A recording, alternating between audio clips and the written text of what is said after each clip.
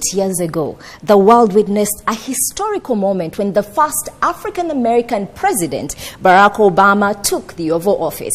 And the expectations were high from the black community in the United States, the whole world, and most especially for Africa, who felt he belonged home and should have done a lot more, or could do a lot more, while he was in office. Well, tonight we talk President Barack Obama's legacy on Primetime Live. Welcome, I'm Isabel Masozera, and I do have a power panel tonight, great men who will be weighing in and talking to me about what their view is on President Obama's legacy. I do have with me the Professor of International Business, Eddie Karuranga. Good to have you on the show. Nice to meet you. All right. I also do have with me a celebrated author of the 93 series in 104 books, also a member of the American Political Science Association. Good to have you, Peter. Thank you. All right. And also with me is an economist, somebody I do admire, Andrew Mould, who is the officer in charge at the Sub-Regional Office for Eastern Africa of the United Nations Economic Commission for Africa. Great work you're doing, and it's good to have you weigh in tonight on what you think of President Obama. Also, last but not least, somebody that has been working with the future leaders on the continent and also here to give a voice to the young leaders is Kinunu Williams, who is the country director, Cornerstone Development, an international non-government organization operating here in Rwanda. Gentlemen, President Obama takes office and the whole world is excited. He has achieved a lot, from making sure AGOA goes on for the next 10 years to Power Africa, the trade initiative, a lot that he has done. However, when you try to Google him, and as I was getting ready for the show tonight, I look for what he has done, and there's endless articles about how Africa is disappointed in his time in office. So then my question to all of you would be, Obama's legacy, an abstract or not? I'll start with you, Ejide. Well, I think the 8 years is quite a long period of time. And if you want to judge the Obama administration, then you have to take into account different factors. So, and different categories of expectations. For the American people, I think he did a good job. And that's evidenced by the exit poll of job satisfaction. If you look at the last 12 US presidents, he is probably number one. Well, actually, he's number 3 or 4, but number 1 is John F. Kennedy, number 2 is Eisenhower, number 3 is George Bush the father, not George W. Bush. Now, Eisenhower was a 4-star general. George Bush was a former CIA, and Kennedy died in the office, yes, which makes a difference because he died as a hero after the missile crisis. So if you exclude those 3 because of prerequisite, because of antecedents, which Obama didn't have, yes, he's basically number 1.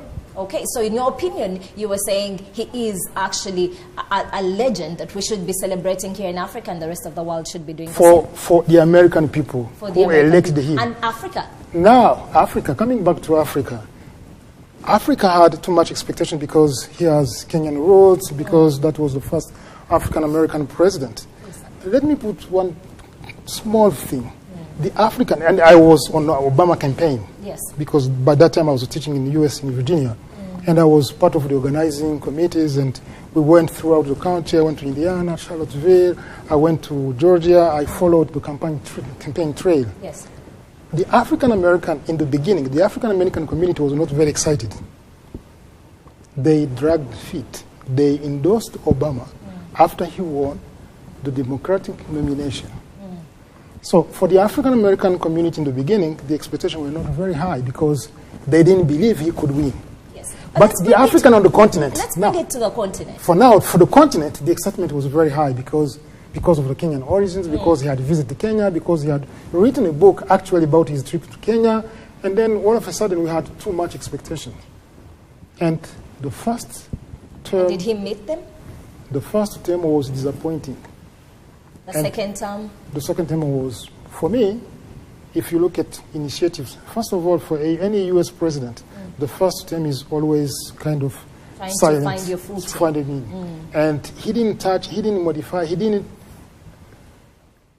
demean any previous program towards Africa. He kept all the program set up by his predecessor, which is a good thing. In the second term, then came the visits to Africa, then came the power initiative to Africa. That was probably too little and too late. It seems to me that you are politely saying that, yes, he is a legend. Yes, but to the Africans. But he was late. Okay, so I'll move on to you, Peter. What do you think of his legacy? I agree with some of them that he said. I think that he has done some good things, but on the whole, I disagree. I think there are several reasons which have been counted against him. There was overall expectation because he was the first black American. So, and rightly so. Yes, and also in Africa too, as you rightly mentioned, there are a lot of expectation that he could do something more for Africa. Yes. Now, I think that's quite natural for people to have this kind of expectation. If you are black, then you will think that he could do something more for you. However, put that aside for the moment, you also ask the question if he has been attracted. I think there's some truth about that too because of his relationship with the Republican Party. And the Democratic Party and the Republican Party has been competing about this. So it makes life a bit more difficult for him. Having said that, which I agree with him, having said that, I think that if you are a great president, you should do something to unite. That's what makes... Are you saying he didn't do enough to yes. unite? Look at the three greatest American presidents, Washington, Lincoln, and Roosevelt. They faced the same problem, but they had the ability to unite. When you say unite, who are you talking about? That means that if you are a great leader, you should have the ability to allow people to work together with you, to unify them, even though when they are polarizing, a great leader means you have the political ability to make people work for you. That's why, by definition, politics is the art of the impossible. That means that if you are a great leader, you should be able to make people do things for you in a way they may not be able to do for you. He says that in his first term, he faced a lot of resistance and he faced a lot of problems that he probably inherited from Bush. And then the second term is the only time he had to do something. Do you agree with that? No, I disagree. I think there is just an excuse for that. Look, anyone who succeeded George Bush, the junior, could be better, no matter what you, because he messed up so much. Are you saying the yardstick for Barack anyone, Obama even was too Trump, low? Clinton, anyone who, if they were to succeed him, could have done so much better because Bush was ranked by many American historians as one of the worst American presidents in the modern era. In fact, last time when I looked at the data, he was ranked number 7 or number 6 or number 5 in terms of the worst, not in terms of the best. Now, having said that, we need to be much more concrete in the sense that if you think he's the greatest, what has he done to achieve? If you say that he's not, then what has not done? Now, look at all the things that he said that he would have done, but he did not do it. Look, the nuclear-free world, he did not do that. The climate when you change, say he didn't do that, let's go back he to did the not nuclear accomplish. free world. What exactly are you referring to? Because he wants to have a nuclear-free world in the sense that he he get rid of the nuclear to weapons. try and shut down the different countries that were nurturing these weapons. Yes, he has a vision. That's why he was awarded the Nobel Peace Prize. Part of that because of his vision, that he wants to reduce the nuclear weapons of the major powers. He failed to do that? He did not do that. Fact that he was Number 2, he wants to close the Guantanamo base to avoid torture. He did not do that. And number 3, he wants to reset the relation with Russia. He did not do that. Number 4, the same thing with China. He did not. Peter, and number I'm going 5, to the ask you Middle to East. hold on that. He also did not. You have been quiet, Andrew. What do you think of what he's saying? Well, I think... I know you're an economist. Yes, and exactly. I was going to say these are political aspects to it. I mean, I think the first thing an economist would stress is the dire state of the economy when Barack Obama came into power. The global financial crisis was something really unprecedented. I mean, it was the worst recessionary situation since the 1929 crash. It was particularly difficult those first couple of years sorting out the mess of the global financial crisis. If you look at the performance at the end of that period, I mean, now the economy's recovered fairly well, but the whole global economy is fairly sluggish. There's still a lot of challenges. I personally, as an economist, feel that there's still some issues regarding regulation of the financial sector that weren't properly tackled, either in the United States or elsewhere, actually. I mean, I think in Europe there's still problems regarding the financial markets. Let's bring it home. Let's talk about Africa. Did he do enough for Africa? And I want to pick on especially some of the things that he tried to do, and in his defense, he feels he contributed. For example, he did come to Africa, but then the critics say his coming coincided with the coming of the president of China, which then gave birth to a new era where we see China very involved in Africa. And some of the critics have gone on to say it became a cancer that ate up the economy of Africa because, again, the money is going back to China and the Africans are not so comfortable with what's happening. It is blamed on Obama's administration. What do you have to say about that? What exactly is blamed on Obama's administration? The presence of China in Africa? Yes. I don't think that would be fair, actually. I mean, China's been engaging more. China's been engaging incredibly across the whole of sub-Saharan Africa, but particularly in East Africa, for example. You'll see that the share of trade with China has gone up in direct proportion that trade with the Europeans and the United States has been declining in relative terms, not in absolute terms necessarily. So the rise of Chinese presence in Africa is a fact, I think, which there's been difficulties, no doubt, about that relationship. But on balance, it's been generally very positive for the continent. I think most economists would agree that it's helped, for example, during the global financial crisis. Normally for Africa, it's terrible when the high-income markets have faced recession or the economies are not doing well. What we saw in the 2008-2009 was a very atypical crisis because for Africa, commodity prices collapsed very shortly and then they quickly recovered. And that was partly the China effect. That was because China continued to grow very fast rate and its demand for commodities continued. So really China's acted as a shock absorber for the African continent. And I think that's a very positive dimension. Okay. Now, the US has continued to engage. It does feel probably like the Europeans do that there's a degree of competition there for influence and they've been losing that battle. But the US has been importing enormous amounts of fuel from Africa. Would you say enough? Because the US was importing, and way before Barack Obama was in office. Do we see a significant increase in trade between the US and Africa as a continent during his time in office? I was actually looking at the figures just before this came onto the show again. And actually, sub-Saharan Africa trade with exports to the United States actually peaked around 2008 in absolute terms, and then they've declined. And I think that shadows more the prices of commodities on the one hand, but also the fact that the US has started to become more oil independent because of the shale gas and the moves to exploit their own energy resources more. So that's changed the picture rather. So I'm going to bring in William here. What do you think of what he's saying? Do you think that the US did enough to help increase the trade with Africa during Obama's administration? Well, let me just first underscore one thing. When President Obama took office in 2008, he was facing two major challenges in the US. One was the financial crisis that had hit, the US and the whole world, but also the US was involved in two major wars, that's in Iraq and Afghanistan. I mean, many Africans saw President Obama as the Messiah of hope, because they thought that having African roots would guarantee him, doing a lot to Africa.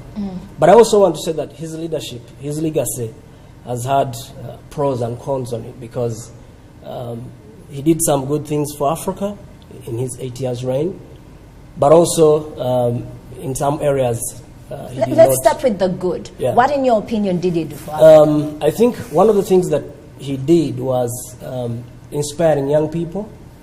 When he came at a time when everything was not good in the US and globally, so he came with that energy, he came with that morale that things can change. He wanted to challenge the status quo in Washington. Can we pin down one thing that he did on the African continent to inspire that?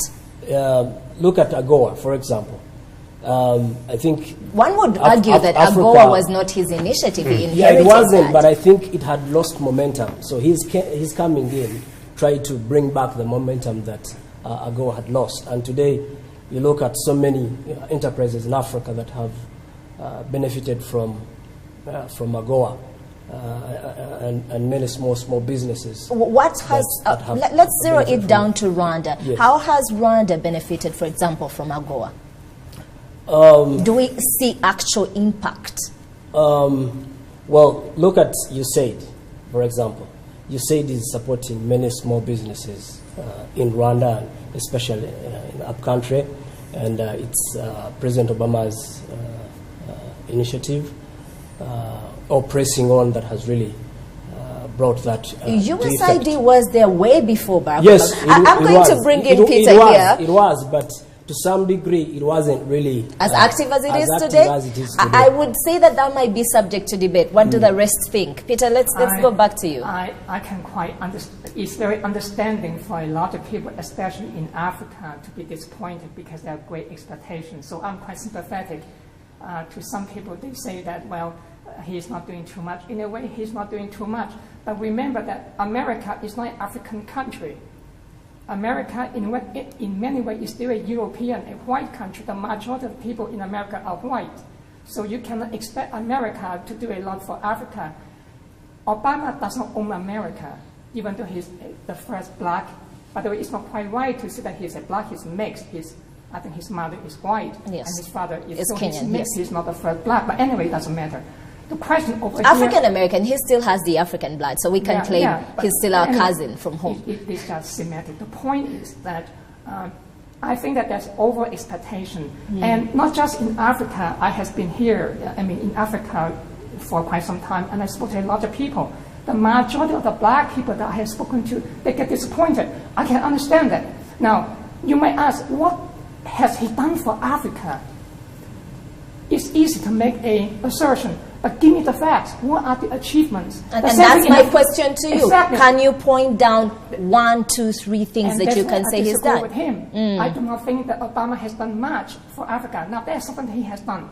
When I was in Ethiopia, Obama has a scholarship for black leaders. So I met someone who was chosen to go to the White House to meet him. And that scholarship allowed a lot of black leaders in Africa to go to America for education for this. So he had done something for Africa in that sense. But we are talking about the global perspective, and I don't see much of anything else. Now, on top of that, not just in Africa, but also in America, a lot of blacks also get disappointed with him. Okay, what he has done. I'm going to bring in Nigeria here. Again, Yali, we cannot argue, has done incredible for Africa, but in your opinion, I'm going to ask, should we be expecting Obama to even do anything for us? And I take that from a tweet that came in from our Twitter page. Remember, you can tweet us at Isabel Masozera. You can go to Primetime Live RW on Twitter, or at RBA Rwanda, at RTV English. Leave us a question, a comment. Let us know. Barack Obama, a legend or a disappointment to Africa?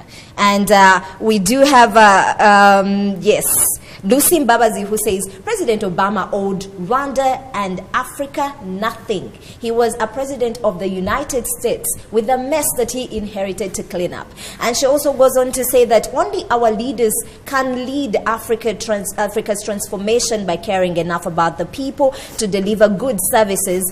Not Obama. Obama can't. What do you have to say about what she's saying? I'm buying Lucy Mbaba's opinion, actually, because, and I think tonight we are mixing so many aspects. I think we should go analytically and look at the political side. First of all, we differentiate the two worlds, the Africa and the United States. He was president of the United States. Now, I want to repeat what I said in the beginning. Check the polls, the exit polls, the satisfaction level for American people put him in number 3. on the list of the last 12 presidents. The statistics might argue against you on that, because even if we're not talking about Africa and we talk about the black community itself in the US, unemployment rose during his time in office. Absolutely. How do you justify that? And the auto industry recovered, and the financial crisis is behind, and everything is perfect. Could he have done better? I don't think so, given the challenges, because he had the Iraqi war to terminate, to finish. He had the Afghanistan crisis. He had the Syria. Has there been a president that came before him that did not inherit any type of trouble? I don't. If you exclude the Great Depression, the Second World War and probably the Independence War, I think he's one of the 5 presidents who had a bad legacy from his predecessor. The worst was the last 10, 15 years back. Now, coming back to Africa, let's make things clear. From a political perspective, I think the biggest contribution of the Obama administration is the change, the shift from the strong men. Remember his speech in Accra, the strong men versus the strong institution. The U.S., the former 12 or 15 presidents, the U.S. administration used to rely on dictatorship to implement their policies in Africa. The support to Mobutu, to Savimbi, to all those bad guys was based on the principle of having good and strong friends. And Obama brought a fundamental shift to strong institutions. Of course, that doesn't please everybody. But for civil society, for NGOs, for people fighting for democracy, for free election, for any basic human rights, that was a significant shift in the U.S. mindset. All right, we need to take a break. We'll come back to you. But the question will still remain, even with that said, did he do enough? You can definitely go to Twitter. Let us know what you think. Remember, Isabel Masozera is my name, and this is Primetime Live. You get to have your say. Just let us know what you think. We now take a break. We'll be right back.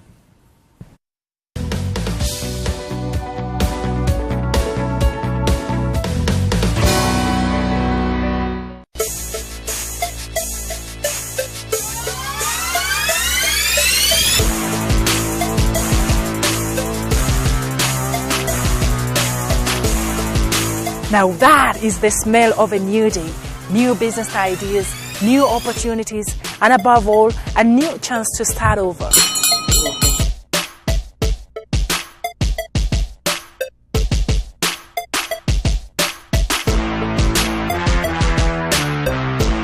Forget about the news.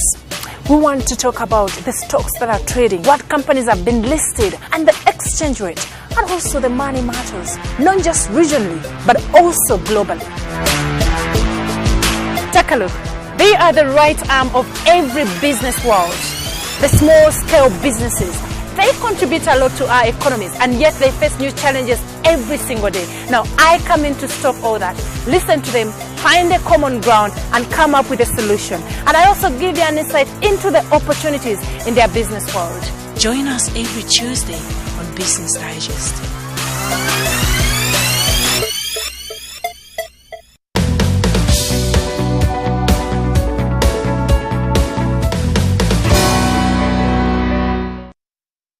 Barack Obama, the first African-American president. He served 2 terms. Many have called him a hero. Others have defined him as the typical disappointment. What do you think of his legacy? Is he a hero or not? We discussed that today on Primetime Live. And we dig right back in. Before we went for a break, you were putting down a number of things that you said were in his favor. I was simply suggesting that we go analytically and into what he has done the political side, okay, and then the economic side or the trade side. For me, as a business person, I don't think it's the role of a U.S. president to make sure that we make business with America, because... But don't you think that he can play a role in facilitating that? Yeah, he can facilitate it, but look at the geography of trade. So the American exchange with goods with Canada and Mexico and China, those are the 3 main partners. If you look at figures, we basically go under the African Growth Opportunity Act. The African countries exported only 30 billion US dollars. The exchange with Mexico is roughly 500 billion. Yes. Exchange with Canada is 500 billion. Exchange with China, 600 billion. So we represent a very, very small portion of the exchange between the US and Africa. Now, the reason behind those small numbers between Africa and the US have to be checked. Why do we exchange so And you believe small that's volume? not his responsibility, Now, but ours? What Obama did is extending the African Growth Opportunity Act. The responsibility of trade falls on both sides, the US and Africa. So don't get an excuse for Africa not exporting to But the US. still, the question is, did Now, he do enough? Did he do enough? Could he have done better to increase the opportunities for Africa, First of all, trade-wise? the United States economy is a free market. It's a free market. So now people exchange with whoever they think is giving them And the he best can't return on control investment. that. Andrew, you're the economist on the set today. I would like to talk about, to shift the attention to something that we can actually credit Obama's administration with, Power Africa. Some people have described the initiative as already crippled, as a still baby. And a lot of these descriptions that make you think that maybe it's not doing as well as it should, and that's his biggest achievement. What do you make of that? I actually don't have an evaluation of Power Africa, to be honest. I haven't been following very closely that initiative. I have a colleague in my office that covers energy issues, and that's not my area. Actually, I was going to make a few comments actually on the AGOA issue, because I tend to agree with my colleague here.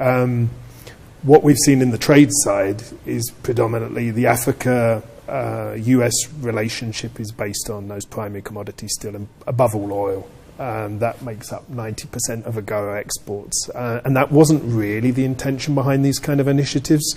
The same with the European Union with its everything but arms. The idea is to help countries diversify into different products. And it hasn't tended to happen. And there's a lot of different reasons for that. Do we blame that on his administration? No, we don't. But I think it's in the nature of these kind of preferential market access agreements, actually. They're a little bit flawed. Sometimes it's to do with rules of origin, which make it more difficult. There's a few countries in our sub-region which have managed to export under AGOA reasonably well. Madagascar was doing quite well in textiles, for example, but then it hit some political problems and it lost its AGOA access, and that industry declined quite sharply. So I think there's a general problem for Africa in terms of the way it trades with the rest of the world. We still haven't diversified enough. You see that the same pattern of trade actually with China-Africa trade as well, still exporting predominantly primary commodities. So I don't think you can blame that particularly on his administration. Okay. And as one of the colleagues was saying earlier, AGOA wasn't his initiative anyway, and AGOA was an initiative he inherited. We do credit him for pushing it on. Yeah. But Peter, what do you make of that? I'll take you back to a question I asked him earlier. Power Africa initiative, where he tried to provide electricity for as many households as he could and increase how much electricity is on the continent to deal with the issue of Africa as a black continent and give us a better face.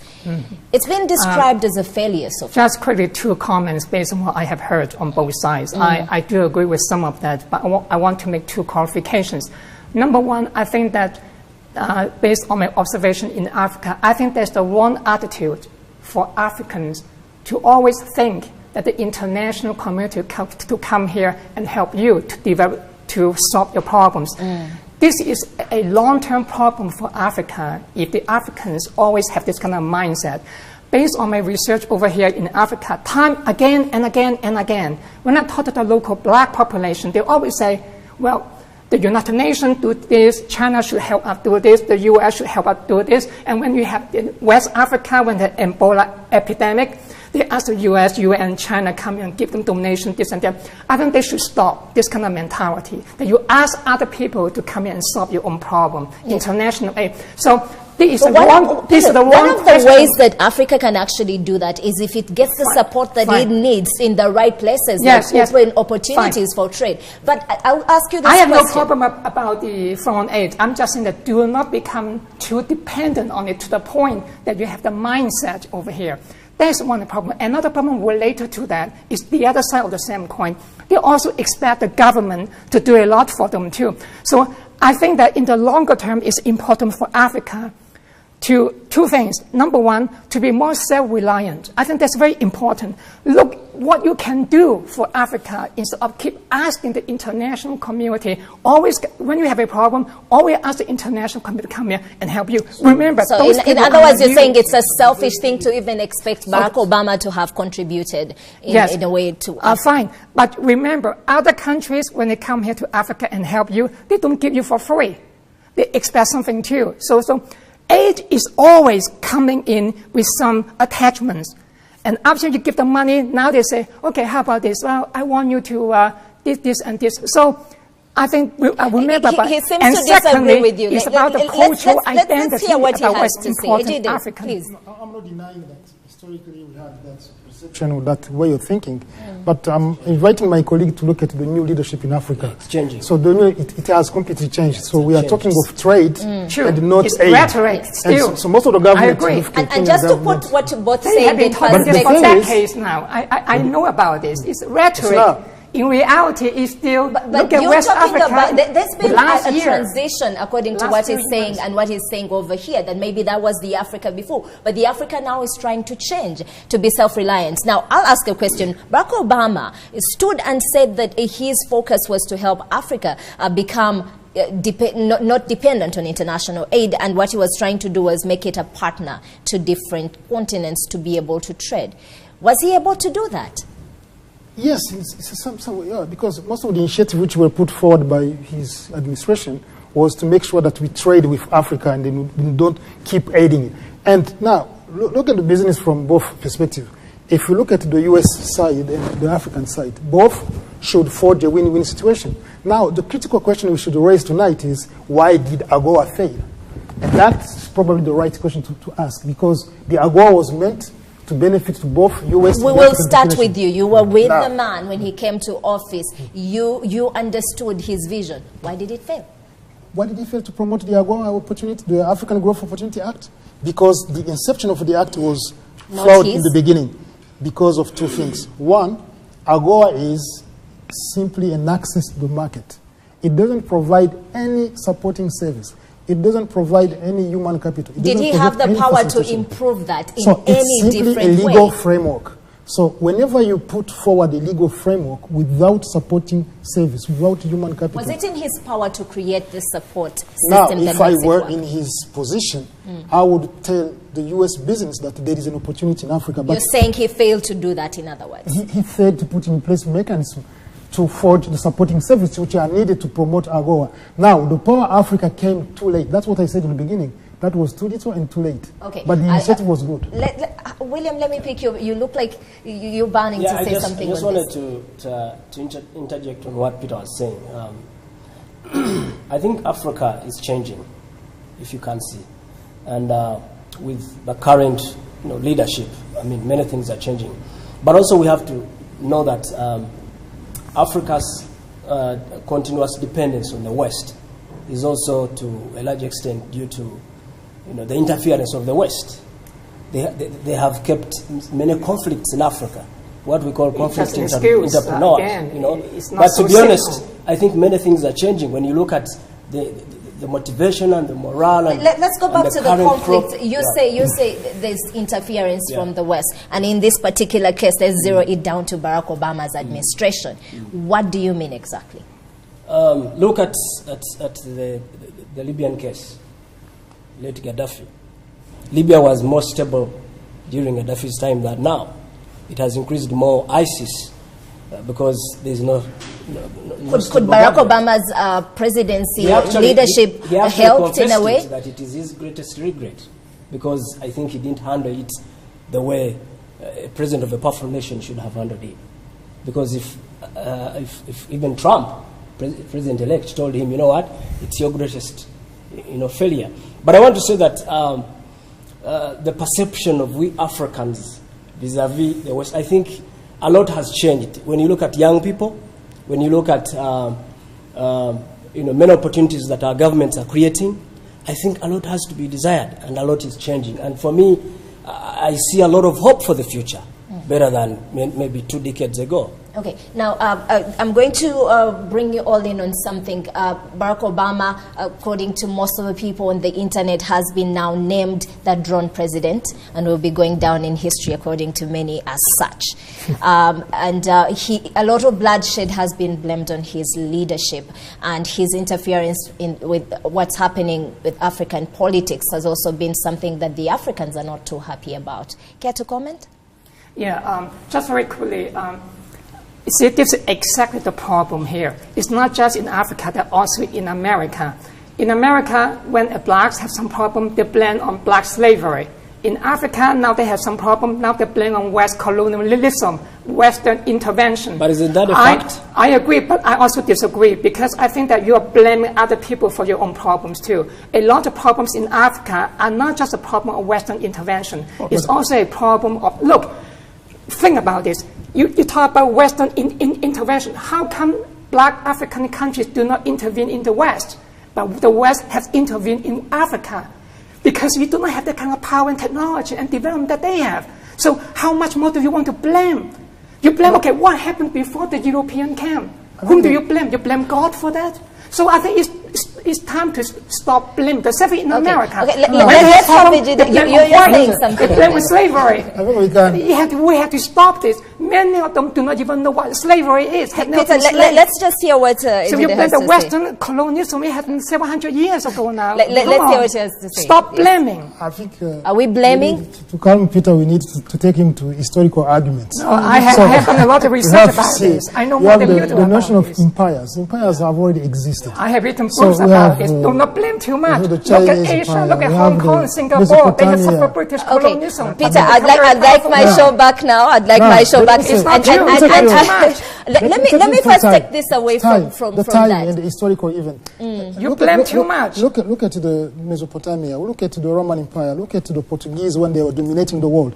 Look at the Netherlands when they were ruling the world. Look at the British Empire. Look at how the US took over. Look at how China is taking over now. So it's a complex. Look at previous empires in Africa. How come you were not the empire? They were the empire. I'm going to bring in Andrew on the side of the economy could here. Not develop as much as they do. Peter, let's listen to you blame them for that. How come you did not become the empire yourself? You did not because you were less developed than they were. Let's bring it back to Obama and the economy. See that? Blaming is not answering the question. On the economy, could we have done better? And are you buying into what he's saying? Are we making excuses and maybe Obama is not responsible for having to pull us by the hand? Are we making excuses or are we growing? Well, I mean, I think the first point is, I think somebody's already said this actually, that under the first Obama administration, he had a lot of distractions. Africa was clearly not one of Obama's priorities at that time. He was busy fixing the economy,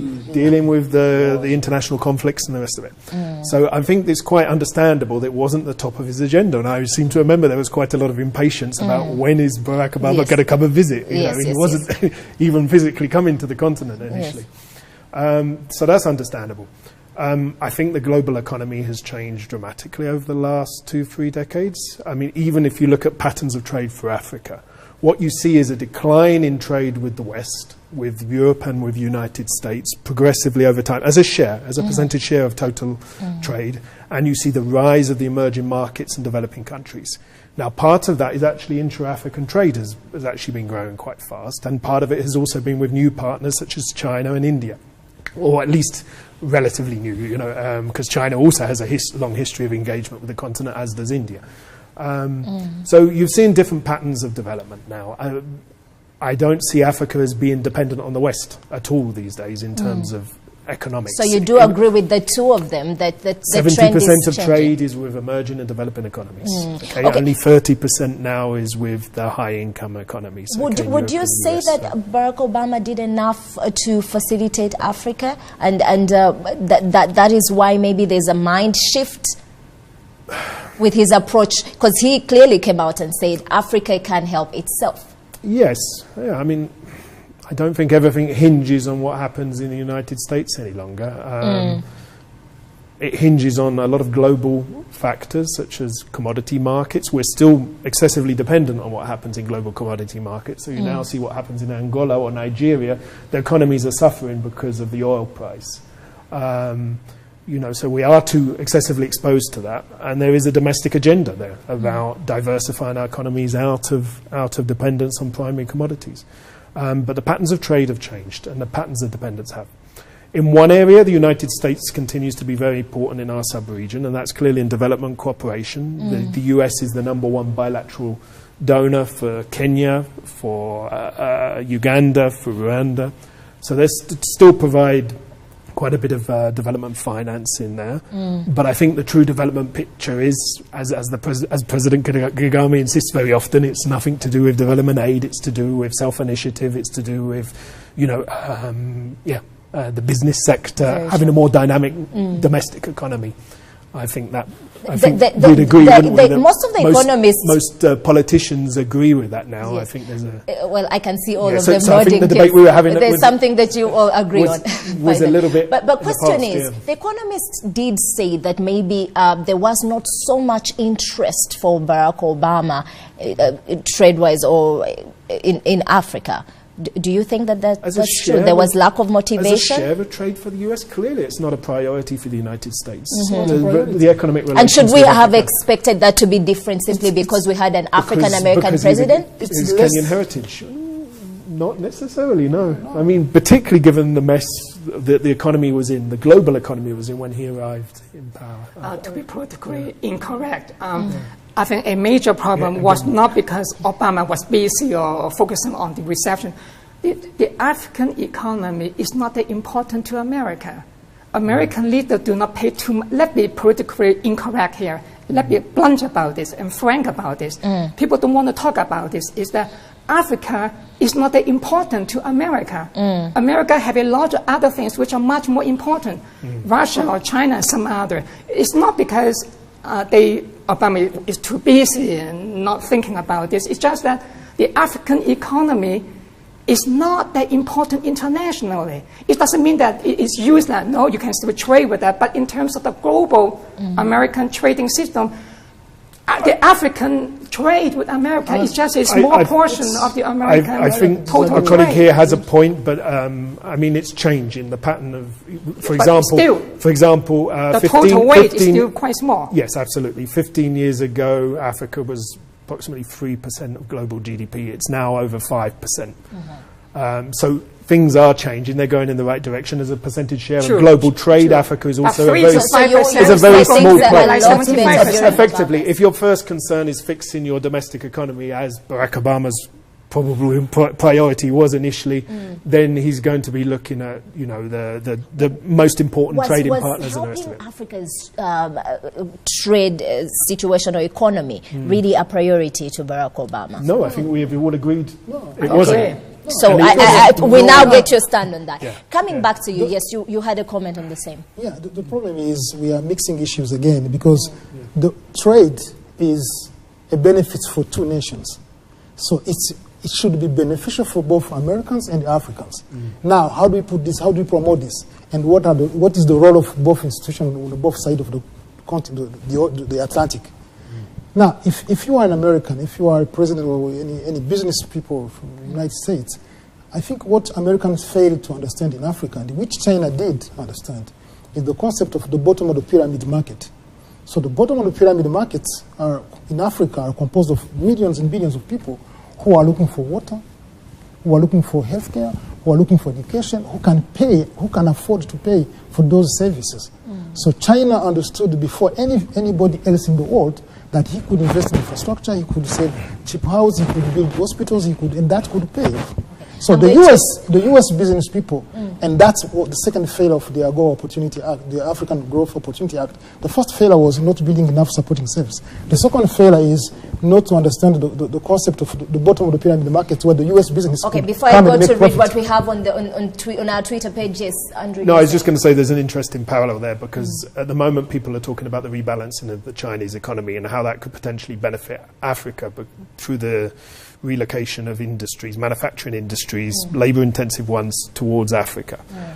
Interestingly, the new administration in the United States is talking about exactly the converse. They're trying to industrialize, reindustrialize and bring things back. Which what does that mean for Africa? It doesn't mean very much, really, because in terms of having manufacturing jobs linked with the United States, the level is really very low and confined to a very few countries in Africa, so South Africa principally, Kenya a little bit, but that's principally what do you predict it impacts on Mexico. Mexico is the country that is particularly worried about this phenomenon. But then still, Africa has a valid reason to also be concerned. What do you think the future is going to look like when that happens for Africa? Do we see GDP dropping?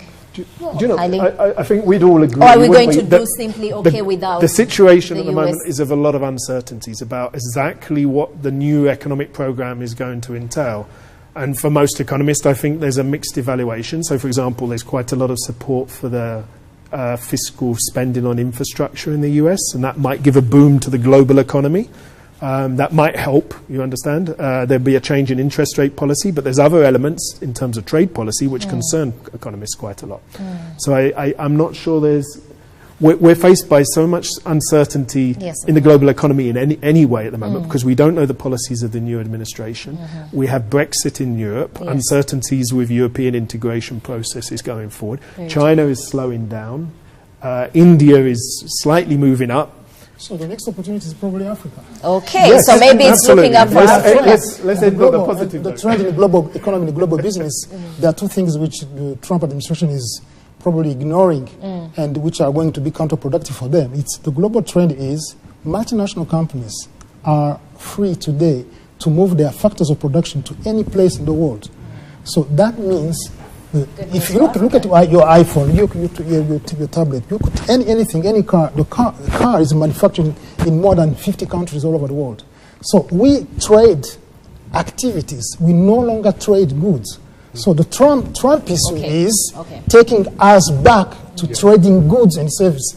And the new economy is trading activities, where 40% of your iPhone is manufactured in China, 20% of research and development is done in Singapore, and then the distribution is made in the US, the research and development. Let's go back to Obama and move away from the economy, move away from the political arena of it, and go to what his contribution has been like in terms of making sure there's access to health services for the people on the continent, and also education. Has he contributed in any way? I'll start with you, William. I would rather talk about he's really tried to enforce the Paris Climate Change Act. I would rather speak from that perspective. And as per yesterday, I think the US government is giving $500 million to developing countries to try and, and try and help in that area. Because as you may all know, China and US pollute the environment than any other country in the world. So, and that has adverse effects on even other developing countries and other countries of the world. Before I come back to whether or not that's an actual fact, Andrew, I'm going to come back to you. Has Obama done enough in terms of ensuring that the African children have access to education and the women and the children have access to health services? I think most people now would say that's the primary responsibility of governments in Africa. Is it not to provide health care and education for their citizens? Now, the US continues to support, as an important bilateral donor, a lot of programs, particularly in the area of health. And did we see anything significant that was done during the Obama time? Now, I know he had the initiative started, with Bush, actually, with the Global Fund and the American support for that. There was a large injection for HIV treatment, for example. Very true. So that's been wound down recently, and I think that's causing some countries some problems that were, receiving a lot of financing through that route. But ultimately, the healthcare and education agenda has to be one for national governments. So the donors have a role there, but they shouldn't be the protagonists, should they? Okay. So we shouldn't have expected anything unique during Obama's administration. I'll come back to you, Peter. Anything interesting you feel he did in that line? Yeah. I can understand that we are now in Africa, and this is African TV. We are supposed to say something which can be quite positive to inspire and all that. But if you look at the reality, it's not like that. if you look at the global economic order, it's shifting now from the west to the east. Let's say especially China. For example, in 2014, only 2 years ago, China surpassed the US as the largest economy in the world if measured by the GDP PPP, purchasing power parity, which is a measurement of production instead of using, let's say, the normal exchange rate is for trade. That's a different issue. And also, China has surpassed the US as the largest trading power on earth. It's no longer the US. So one of the major reasons, by the way, and we have been talking about this, how come, let's say, Obama and all that is not been focusing too much on trade, or it's not how come America is not doing too much, is because the global economic order has shifted. It's China now who is the main global economic growth engine. So you're saying that the US is not where it used to be, and we should use that as an excuse for Obama not doing enough? We have not talked about Trump yet. Okay. The reason why Trump is so angry with China and also with other countries too, and also with a lot of different issues, is because of the decline of the US. And that's why a larger problem, you have been asking how about Obama is not doing this or this or this for Africa. In the major sense, it's not because of Obama, Trump, Obama, Clinton, Bush, whatever it is, because the economic order has shifted. Now, it's not just China anymore. India will be the next one. And that's why I have talked about this more than 10 years ago in my publication, is that if China and India now is going to pick up that kind of economic engine, which the West has been dominant for a long time. So we have to put into the historical perspective. And this even more so, let's say, in the next decade or even several decades afterwards. Ejide, before I come to you, I know you have something to say. Let's quickly read some of the comments that are coming through on our Twitter page. I do have Lonzen Rujira here who is saying, hope, yes, we can, a dream from our father. And he also goes on to say that, yes, Africa shouldn't have been expecting so much from Obama. He says, also somebody else here who is Mokizawo, saying supporting Rwanda's health sector was not in Obama's campaign manifesto, but he supported Africa's energy sector. And also still more comments coming through. All right. There are quite many, but we'll read just as many as we can. George in Schulz is saying that the impact on Africa is one that Africa chooses to have through Obama's leadership. That's not in his power. It's up to Africans to take advantage of his time in office. All right, Lucy Mbabazi says, like he said when addressing the Ghanaian Parliament, Africa's future is up to Africans. Yes, we cannot read everything that we have coming through, and our time is definitely fast spent. But before we wind up, you had something to say? I would like to end with a note which is slightly different from the Afro-pessimism. So Peter's Afro-pessimism is, we are beggars, we blame others, I'm just reminding him, and when he said that China is, when he mentioned the historical perspective, then I said, well, glad Peter is now coming back to reality, because power is shifting, because trends are shifting, because empires have already existed, and empires have replaced empires. Brazil has taken over the British economy is number 5. China is taking over as number 1. And tomorrow, another trend in the global economy now, not only multinational companies are free to move factors of production, but also trade is no longer based on multilateral institutions like the World Trade Organization. Now, trade is concentrated in regional communities like East African community, South Asian community, Mercosur. So those are new trends, and we have to cope with it. All right. Now, coming back to your education, it's African leaders' responsibility to make sure that they educate their own human capital. And because like you it's said, not we Obama. should not depend on the West. Well, that's all the time that we had. I know we cannot exhaust when it comes to talking through 8 years of Barack Obama's leadership. Well, he's definitely done a lot. He's not a hero that can make everything come to life, but he's definitely done enough to be celebrated and considered a legend. That's all that we had for you. Isabel Masozera is my name. This is Primetime Live, and we come back to you next week. Good night.